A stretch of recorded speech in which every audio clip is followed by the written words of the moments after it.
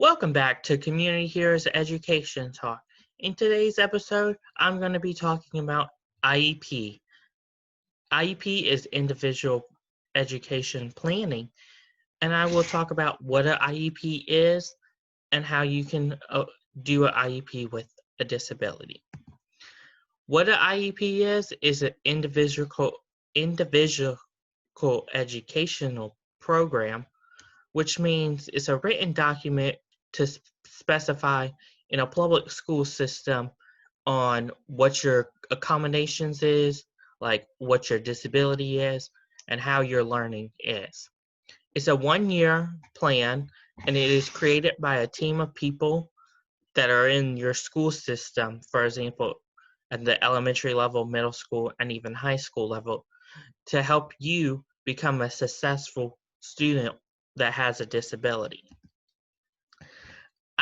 Individual Disability Education Act is a federal law where it will include the IEP meetings, and it's between the local school system and the members of the additional information, such as your parents and guardians.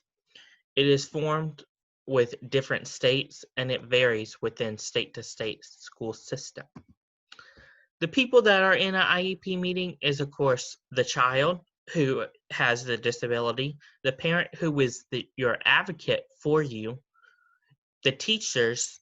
For example, if you're in an elementary school, you might have your math teacher, your English teacher, your science teacher in there to help you know, like, hey, in English, I need extended time, and read aloud in math, I need extended time. Your special education teachers, and sometimes if you have speaking different languages, you might have an interpreter so they can interpret what you're saying to the person. And you also have like a principal so they know, like, this child needs this and we need to go by this.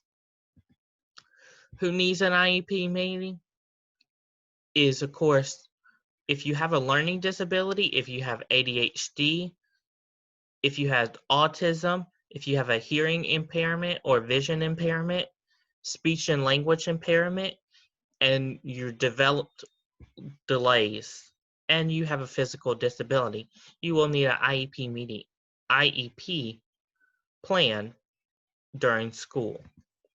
The difference between an IEP and a 504 is, of course, an IEP is on the lower end of, so that means, like, for example, it's elementary, middle school, high school, and then a 504 plan is, of course, higher education. So, like, if you make it to college, you will need a 504 plan because they don't do IEP meetings. But they're similar in the same thing that they offer a service for people with a disability. Things that IEP offers is small groups instruction, that one-on-one time with like your teacher and you, or outside classroom instructions. For example, resource has like where you go to a special room and they like help you like learn what to do more. Accommodations, for example, I've had extended time read aloud and write on tests like all during my school, because in my IEP meeting, whenever I went to like middle school, high school, and college, and even elementary, I didn't know how to like bubble in the answers on a Scantron. So they were like, you need to write on the test.